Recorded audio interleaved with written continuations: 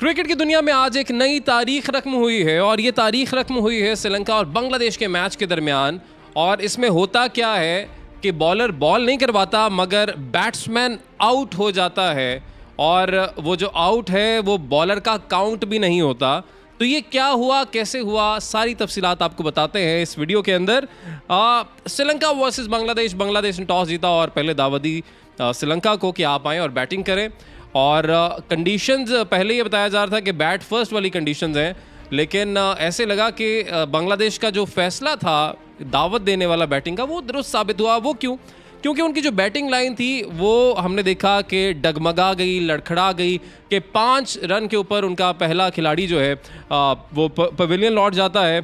और उसके बाद 66 रन के ऊपर कौशल मेंडिस, पहले परेरा आउट होते हैं, फिर कौशल मेंडिस आउट होते हैं, बाउंड्री पे उनका कैच होता है, जिसके बाद निसांका आते हैं और छठे नंबर पर आने वाले एंजेलो मैथ्यूज़ जो हैं समारा विक्रमा के आउट होने के बाद वो आते हैं और आते हैं तो वो अपना सही हेलमेट लाना भूल जाते हैं। जिसके बाद होता क्या है कि वहाँ पे एक सब्स्टिट्यूट को दूसरा हेलमेट लाने में थोड़ा आने में वक्त लगता है। पहले ये चल कर आए, फिर वो सब्स्टिट्यूट जो था हेलमेट जो लेके आ रहा था वो चल कर आया। तो इसमें वक्त काफ़ी ज़्यादा ज़ाया हो गया, यानी वक्त काफ़ी लग गया। अब जो एमसीसी का लॉ है इस हवाले से कि जब एक खिलाड़ी आउट होता है उसके डिसमिसल के बाद जो दूसरा खिलाड़ी आएगा, एमसीसी का लॉ 3 मिनट की इजाज़त देता है कि 3 मिनट के अंदर अंदर आपको गेम को दोबारा से रिज्यूम करना है, अंपायर को दोबारा से बॉलिंग स्टार्ट करवानी है। और अगर ऐसा नहीं होता तो क्या होता है? तो ये होता है जो कि आज एंजेलो मैथ्यूज़ के साथ हुआ है, जो कि क्रिकेट की हिस्ट्री की, जो कि 140 से ज़्यादा साल की क्रिकेट हिस्ट्री है, उसमें आज ये पहली दफ़ा हुआ है कि किसी बैट्समैन को इस डिले की वजह से, वक्त के ज़िया की वजह से आउट करार दे दिया गया और उसको एक भी बॉल खेले बगैर आउट कहकर करार देकर वापस भेज दिया गया। और एंजेलो मैथ्यूज़ को वहाँ पर हमने देखा कि वापस जाना पड़ा। अब ये हुआ क्या कि जब वो गलत हेलमेट लेके आए, सब्स्टिट्यूट दूसरा हेलमेट लेके आया, तो बताया जा रहा है कि जो गलत हेलमेट था वो शायद कहीं टूटा हुआ था या इस तरह की कोई वजह बताई जा रही है कि कोई ये वाला मसला था। और आपको पता है कि इसी वजह से हम देखते हैं कि पहले ही सारी किट करके बैटर रेडी होता है अगला, वो इस रूल की वजह से, क्योंकि आपने वक्त ज़ाया नहीं करना। फिर बांग्लादेश जो है वो अपील करता है जब ये हेलमेट का मसला होता है। अब ये इस पर भी तनकीद की जा रही है, इस पर भी बात की जा रही है कि देखें, बांग्लादेश ये बात देख सकता था कि भाई वो हेलमेट लेके आए और हेलमेट अगर ख़राब है या उसमें कोई मसला है, कोई नुक्स है, तो वो कहता कि चलें कोई बात नहीं, स्पोर्ट्समैन स्पिरिट का लोग बात करें कि मुजाहरा किया जाता। लेकिन दूसरी तरफ ये भी बात की जा रही है कि a rule is a rule, एक रूल मौजूद है, तो फिर उसका फ़ायदा उठाना चाहिए। जिस टीम को फ़ायदा हो सकता है उसको उसका फ़ायदा लेना चाहिए। दूसरी तरफ से ये बात की जा रही है कि अगर बांग्लादेश ने अपील की, क्योंकि इस आउट के लिए पहले बांग्लादेश ने अपील की कि देखें जी 3 मिनट से भी ज़्यादा का वक्त हो गया है और इस टूर्नामेंट के लिए बताया जा रहा है कि 2 मिनट का वक्त है इसके लिए कि बैटर एक आउट हुआ है तो अगले बैटर को आके, बैट्समैन को आके गेम को रिज्यूम करना है, खेलना है, विकेट पर होना है। तो 2 मिनट का वक्त इस टूर्नामेंट के हिसाब से है और उसमें क्योंकि वो नहीं हो सका खेल शुरू, तो बांग्लादेश ने अपील की और उस अपील के बाद अंपायर की जानिब से एंजेलो मैथ्यूज़ को कहा गया कि जनाब आप ऐसा करें कि आप वापस जाएं और हेलमेट जो है उसको ठीक कर लें ताकि अगला जो आपका मैच हो उसमें फिर आप इस हेलमेट का, सही हेलमेट का इस्तेमाल कर सकें, क्योंकि इस मैच में तो आप अब मज़ीद यहाँ पे नहीं खेल सकते हैं।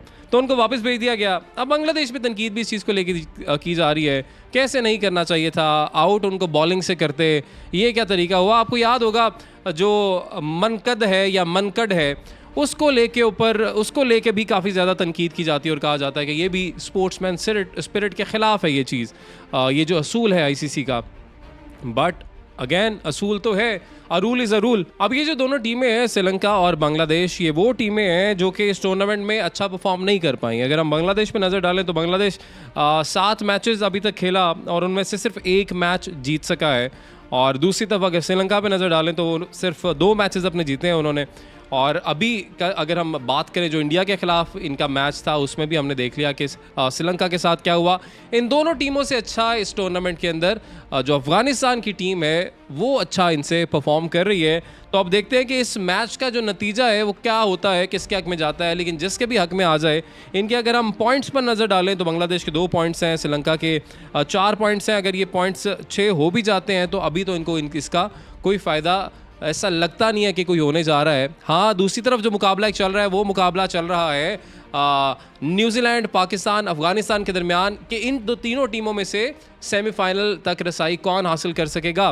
क्योंकि अभी अगर टॉप 4 पे नज़र डालें तो इंडिया तो क्वालिफाई कर चुका है, साउथ अफ्रीका है 12 पॉइंट्स के साथ, इंडिया के 16 हैं।